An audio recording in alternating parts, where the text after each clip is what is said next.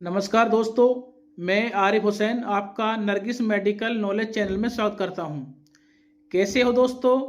उम्मीद करता हूं आप बहुत अच्छे होंगे। दोस्तों, आज हम बात करने वाले हैं ईडी के बारे में। ईडी का मतलब होता है इरेक्टाइल डिस्फंक्शन, और सीधी सी आम बोलचाल भाषा में इसको हम नपुंसकता या फिर नामर्दी भी कह सकते हैं।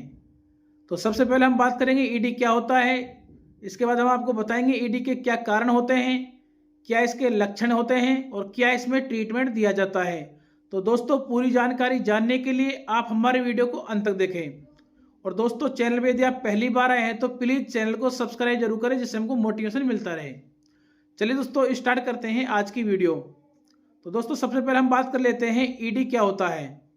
दोस्तों, ईडी का मतलब होता है इरेक्टाइल डिस्फंक्शन। आम बोलचाल भाषा में इसे हम आपको नपुंसकता या नामर्दी भी कह सकते हैं। दोस्तों, ईडी सबसे आम यौन समस्या है। ईडी को सेक्स के लिए पर्याप्त कठोर इरेक्शन प्राप्त करने या बनाए रखने में परेशानी के रूप में परिभाषित किया जाता है। ये कभी कभी हो सकता है, यदि दोस्तों नियमित रूप से होते इसे नजरअंदाज नहीं करना चाहिए। बढ़ती उम्र के साथ ये और आम हो जाता है। और दोस्तों, इसमें सेक्स की इच्छा में कमी या बिल्कुल इच्छा नहीं होना, इसको हम ईडी कहते हैं। और दोस्तों, अब हम बात कर लेते हैं ईडी के क्या कारण होते हैं। तो दोस्तों, सबसे पहला जो कारण होता है वो होता है हार्मोनल असंतुलन। यानी दोस्तों, टेस्टोस्टेरोन जैसे हार्मोन की शरीर के अंदर जब कमी आ जाती है तो आपको इरेक्टाइल डिस्फंक्शन यानी कि नपुंसकता या नामर्दी की समस्या का सामना करना पड़ सकता है। इसके अलावा दोस्तों, जीवन शैली में जैसे दोस्तों अत्यधिक धूम्रपान करना, अधिक शराब का सेवन करना, तब भी आपको नपुंसकता या नामर्दी की समस्या का सामना करना पड़ सकता है।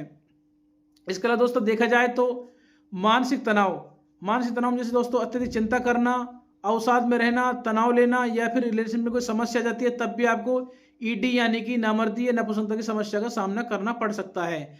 इसके अलावा दोस्तों, देखा जाए तो कुछ मेडिसिन ऐसी होती है जिनको नियमित रूप से लेने से भी आपको ईडी की समस्या का सामना करना पड़ सकता है।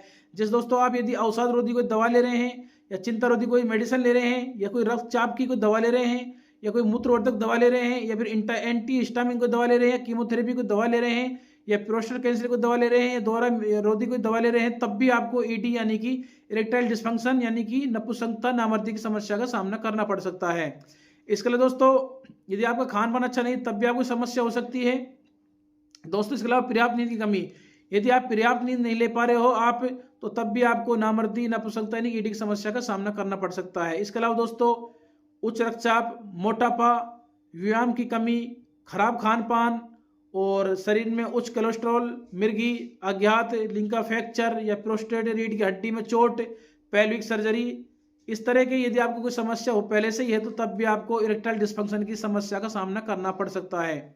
और दोस्तों, अब हम बात कर लेते हैं लक्षण के बारे में। जब आपको इरेक्टाइल डिस्फंक्शन की समस्या होती है, यानी कि आपको नपुंसकता नामर्दी की समस्या का सामना करना पड़ता है, तो आपको कौन कौन से लक्षण दिखाई देते हैं। तो दोस्तों, सबसे पहला जो लक्षण होता है वो होता है यौन उत्तेजना की कमी। आपको जब भी आपका सेक्स करने के लिए मन करता है तो आप उत्तेजित नहीं हो पाते हैं, तो आपको ईडी की समस्या का सामना करना पड़ता है। इसके अलावा दोस्तों, देखा जाए तो यौन उत्तेजना के बावजूद लिंग में इरेक्शन नहीं हो पाना।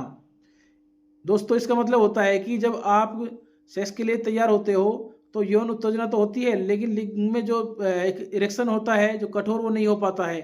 कई बार इरेक्शन तो होता है, लेकिन पर्याप्त कठोर जो इरेक्शन नहीं हो पाता, उसकी वजह से भी आपको सेक्स से वंचित होना पड़ता है, तब आपको समस्या का सामना करना पड़ता है।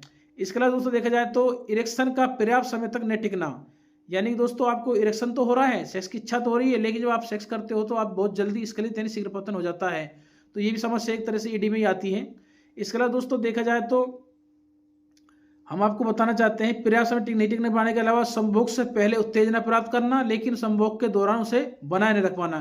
कई बार दोस्तों क्या होता है, जब आप सेक्स करने के लिए इच्छा होती है तो सेक्स करते समय उससे पहले आपको इरेक्शन बहुत अच्छा होता है, लेकिन जब आप सेक्स के लिए तैयार होते हैं तब आपका इरेक्शन खत्म हो जाता है, समाप्त हो जाता है। ये भी एक तरह से ईडी की समस्या में ही आता है। दोस्तों, इसके अलावा देखा जाए तो सेक्स की इच्छा में कमी होना, लिंग का खड़ा करने में परेशानी, कम आत्मसम्मान, ये इसके कुछ और लक्षण होते हैं। तो दोस्तों, जो लक्षण की बात की जाए तो ईडी का मतलब ये होता है कि आपको इच्छा ही नहीं होना, सेक्स की इच्छा नहीं होना, और इच्छा होती है तो आपको बहुत जल्दी आप उसको मेंटेन नहीं रख पाते हैं, और कई बार उत्तेजना होती है लेकिन पर्याप्त कठोर इरेक्शन नहीं हो पाता है, तो इसके लक्षण होते हैं जो आपको ईडी की समस्या का यानी नपुंसकता की समस्या का सामना करना पड़ता है, जो आपको प्रकट होते हैं।